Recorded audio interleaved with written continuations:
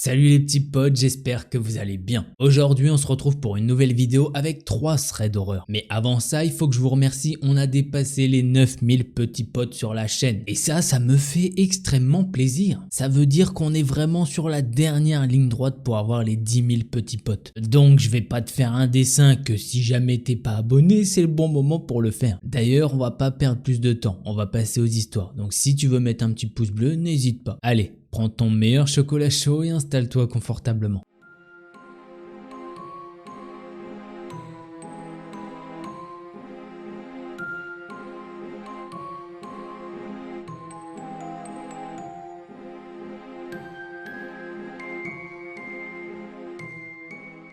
L'histoire que je vais vous raconter, c'est celle de Will, il a 18 ans et ça se passe au Canada. D'ailleurs, son histoire elle est ultra croustillante, elle date d'une dizaine de jours à peu près. Will travaille dans une grande ville et habite à environ 1 heure de cette ville. Donc il doit faire 2 heures de route par jour aller-retour. Une fois le travail terminé, il doit prendre la route pour rentrer chez lui. Et il nous dit qu'à cette heure-ci sur les routes, il fait vraiment très sombre. À mi-chemin entre son lieu de travail et sa maison, il s'est retrouvé derrière une voiture blanche qui roulait anormalement lentement. Il veut nous donner un petit peu de contexte et il nous dit que les routes sont limitées à 90 km/h. Mais en gros, tout le monde roule normalement à 100-110 km/h. Et ça, même dans le noir complet. Mais la personne qui se trouve devant lui roule à 60-70 km/h. Sur le coup, Will se dit que c'est pas très grave. Au final, cette personne respecte le code de la route, donc c'est pas mal. Et il va juste attendre qu'il y ait une ligne droite pour pouvoir le dépasser. Peu de temps après avoir eu cette réflexion, l'homme devant lui commence à lui faire des brake checks apparemment. Il nous dit qu'en gros il appuie légèrement sur les freins, juste assez pour que les feux arrière ne s'allument, mais que ça ne freine pas. Bref, à ce moment-là, Will a tout de suite un mauvais pressentiment. Et il regarde d'un petit peu plus près le véhicule, et il peut remarquer que cette voiture n'a aucune plaque d'immatriculation. Pendant qu'il scrute le véhicule, la voiture devant lui continue à lui faire des appels de frein. Will il commence à réfléchir à la situation et il se dit que peut-être cette voiture essaye de lui signaler quelque chose. Peut-être qu'il y a quelque chose sur la route qui va pas ou le conducteur est en danger peut-être. En se disant ça, c'est un gros soulagement pour Will. Il baisse un petit peu les yeux et en relevant sa tête, il voit que la même voiture est à moins d'1 mètre. Il comprend que cette voiture a freiné violemment. Will a donc heurté ce véhicule de plein fouet. Forcément, les airbags de la voiture ont sauté et le temps qu'il réalise ce qui se passe, l'homme de la voiture de devant est descendu de sa voiture. Will nous dit que l'homme est d'une taille normale mais qu'il est plutôt corpulent. Heureusement pour Will, un de ses feux fonctionne toujours et donc il a pu voir le visage de l'homme. Il a un sourire quasiment démoniaque. Mais ce n'est pas le plus effrayant.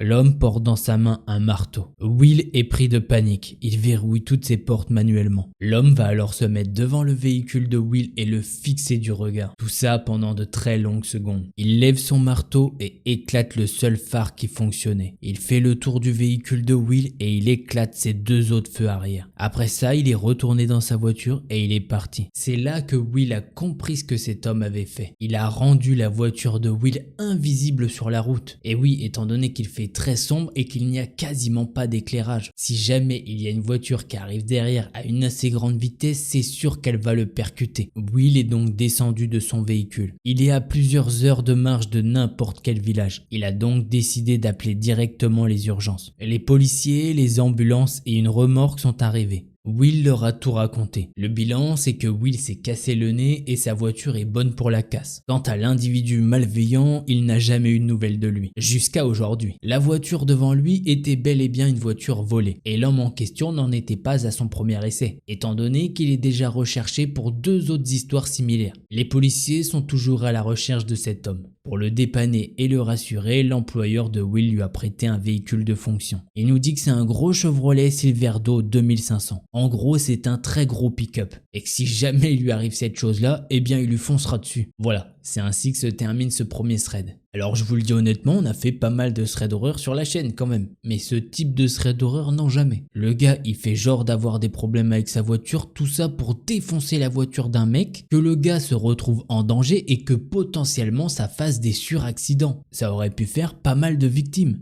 Mais quel est ce genre de taré en fait? Franchement, je comprends pas du tout. Allez, on va passer à la seconde histoire.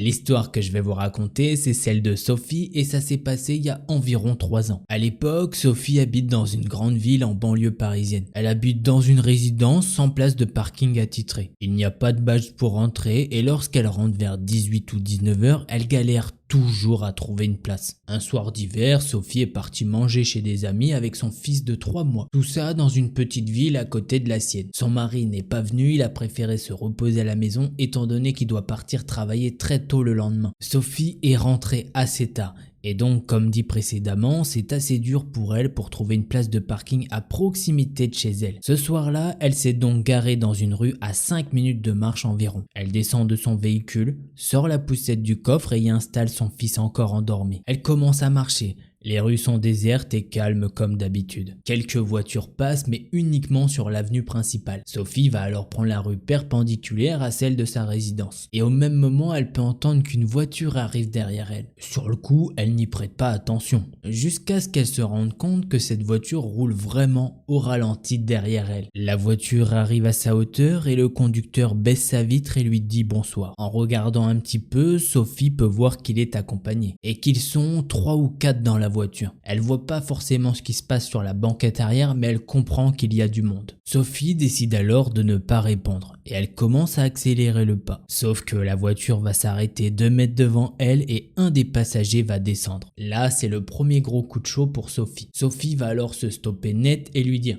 je peux vous aider? Le conducteur lui dit alors qu'il veut juste parler. Sophie lui dit qu'elle est avec son fils et qu'il fait froid, qu'il est tard et que de toute façon elle est mariée et qu'elle ne cherche pas un petit ami. Pendant qu'elle lui dit tout ça, l'homme s'avance vers elle. Là, c'est le deuxième coup de chaud pour Sophie. Elle ne sent plus du tout ses jambes et aussi elle comprend que ce n'est pas juste un gros relou qui veut la draguer. Elle a donc un pressentiment de danger imminent qui l'envahit. Quelques secondes après, l'homme qui se trouve devant elle commence à parler dans une langue qu'elle ne comprend pas au conducteur. Le conducteur lui répond et la porte arrière de son côté s'ouvre. En voyant ça, Sophie est totalement tétanisée. Comme je vous l'ai dit, elle ne sent plus ses jambes et elle ne sait pas quoi faire. Elle nous dit qu'elle a peur pour elle, mais ça ce n'est pas le pire. Elle craint vraiment pour la sécurité de son fils qui n'a que 3 mois. Et que si jamais ces individus ont envie de lui faire du mal, eh bien ils le pourront. Et que si jamais dans le meilleur des cas ils ne font du mal qu'à Sophie, eh bien l'enfant resterait sur le parking dans le froid. Ce qui est vraiment l'horreur absolue pour Sophie. Elle nous dit que toute cette scène se passe très rapidement, mais que pour elle ça dure vraiment une éternité. Sophie réfléchit et elle s'imagine déjà en train de détacher son fils et de courir avec. Qu'elle crie de toutes ses forces pour que quelqu'un l'entende. Qu'elle essaye même de se battre pour se défendre.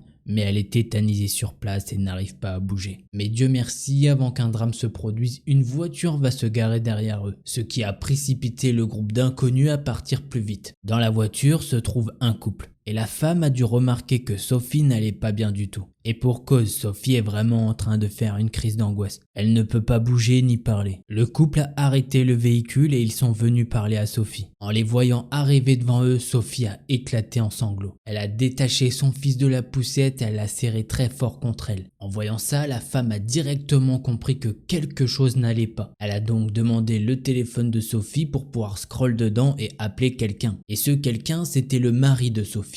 Par chance, le mari se trouvant à l'appartement, il a pu descendre dans la rue assez rapidement. Il a rejoint sa femme et son fils et ils sont rentrés à la maison. Ce soir-là, Sophie a pris 4 bonnes heures avant de pouvoir reprendre ses esprits. Et elle a expliqué à son mari tout ce qui s'était passé. Sophie a réalisé à quel point la peur peut paralyser les gens. Et que même si elle était à 200 mètres de chez elle, elle n'était pas du tout en sécurité. Aujourd'hui, Sophie nous dit que ça va, elle habite dans une résidence sécurisée et qu'elle a une place attitrée. Voilà. C'est ainsi que se termine le second thread d'horreur. Alors pour cette histoire, on a déjà eu des threads avec des petites mécaniques comme ça. La fille est presque chez elle, elle court et tout et elle arrive à s'en sortir. Mais là non, elle ne peut pas, elle a une poussette avec un fils de 3 mois. Qu'est-ce que tu veux qu'elle fasse? Courir avec son fils dans les bras au risque de le faire tomber? Non, c'est pas possible, sachant qu'il reste 200 mètres à faire. 200 mètres, c'est beaucoup quand même en vrai. Il y a 3-4 personnes dans la voiture en plus, donc je vois pas ce qu'elle peut faire. Mais heureusement, il y a une voiture qui va arriver, ce qui va aider Sophie à se sortir de ce pétrin. Donc on est content que Sophie et son fils aillent très bien maintenant. Allez, on passe à la 3e histoire.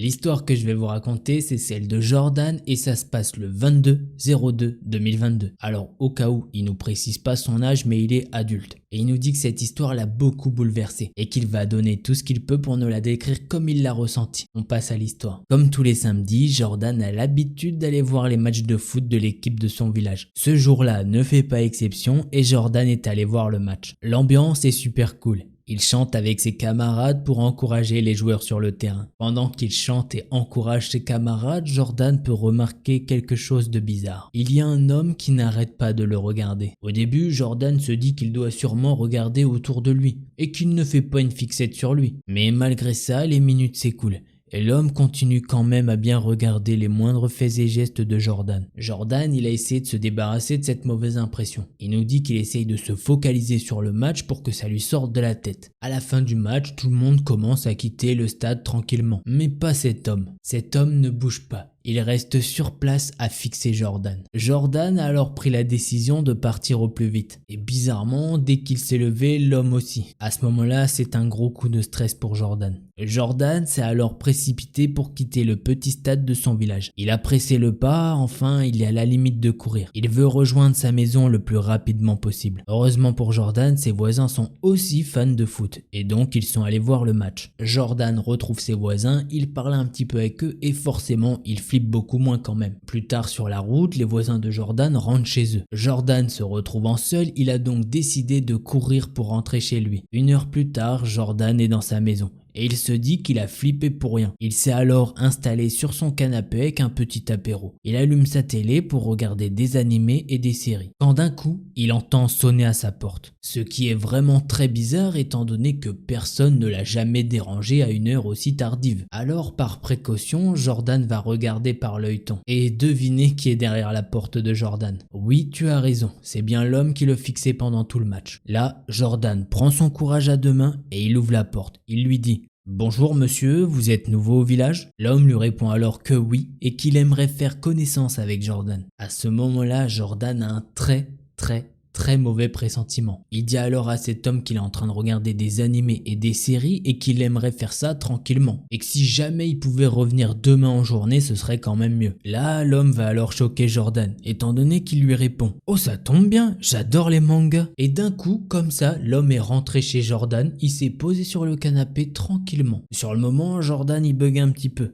Et en le regardant, il se dit que peut-être effectivement c'est un nouveau voisin dans le village. Et il se dit qu'en fait il est un petit peu bête de l'accueillir aussi sèchement. Et que franchement dans un petit village c'est pas comme ça que tu fais, normalement c'est convivial. Et donc il décide de l'accueillir et de lui servir un apéro dans le canapé. Jordan et cet homme commencent à discuter de leur passion. À un moment donné, l'inconnu demande à Jordan un verre d'eau. Du coup Jordan se lève et va lui chercher un verre d'eau dans la cuisine. Jordan est dans la cuisine en train de préparer le verre d'eau et il se dit qu'en fait, il aimerait bien que cet homme parte de chez lui, étant donné que son pressentiment de malaise se fait de plus en plus grand. Jordan retourne dans le salon et la soirée passe. Mais au fur et à mesure, Jordan commence à avoir la tête qui tourne, comme s'il allait s'évanouir à tout moment. Jordan a alors eu un moment de lucidité, et il comprend très vite que cet homme a dû mettre quelque chose dans son verre. Jordan a alors décidé d'adopter une certaine stratégie. Il fait comme si tout était normal. Après quelques minutes, il va dire à l'inconnu qu'il doit aller aux toilettes pour faire la grosse commission. Jordan se rend dans les toilettes, il s'enferme à clé et il appelle la police. Il leur explique la situation. L'opératrice lui dit alors: essayez de retourner dans le salon et de tenir le coup jusqu'à ce que la police arrive. Jordan va alors s'exécuter, il va retourner dans le salon et faire comme si tout était normal. Les minutes passent et elles sont vraiment interminables. Au bout d'environ 5-10 minutes, quelqu'un frappe à la porte de Jordan. Jordan se lève pour aller ouvrir et 3 policiers ont fait irruption dans le salon. Ils ont attrapé l'homme sur le canapé. Ensuite, Jordan a dû aller faire des examens à l'hôpital et les médecins lui ont dit que cet homme avait mis une certaine pilule dans son verre et qu'il aurait pu s'évanouir s'il n'avait pas appelé la police. Plus tard, la police lui a donné des nouvelles à propos de l'enquête et il a eu des news vraiment pas ouf. L'homme comptait le torturer pour qu'il lui donne les codes de son compte bancaire et qu'il allait l'obliger à lui faire des versements mensuels tous les mois sous couvert de chantage. Le gars allait sûrement profiter du fait que Jordan soit totalement dans les vapes pour faire peut-être des photos nues de lui. Bref, ce jour-là, Jordan a échappé à un truc vraiment horrible. Voilà, c'est ainsi que se termine ce 3e thread d'horreur. Pour cette histoire, Jordan il est en détente, il regarde le petit match de foot du village habituel. Pendant tout le match, de l'autre côté du stade, il y a un mec qui arrête pas de le regarder. Ça doit être ultra stressant. Mais en plus de ça, il revient 1 heure plus tard frapper à sa porte. Je vous le dis tout de suite, moi j'aurais pas ouvert. Ensuite, le gars il tape l'incruste chez Jordan et tout normal. Sauf qu'effectivement, le gars a mis une certaine substance dans le verre de Jordan. Et heureusement, il a réussi à s'en rendre compte, aller aux toilettes et appeler la police. Enfin bref, heureusement, il va bien, mais c'est vrai qu'il a échappé à un truc de fou.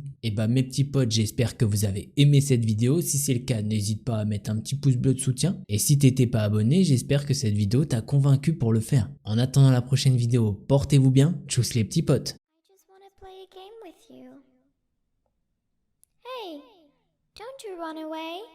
Please stay. Stay with me. If you don't come play with me, then we will kill you.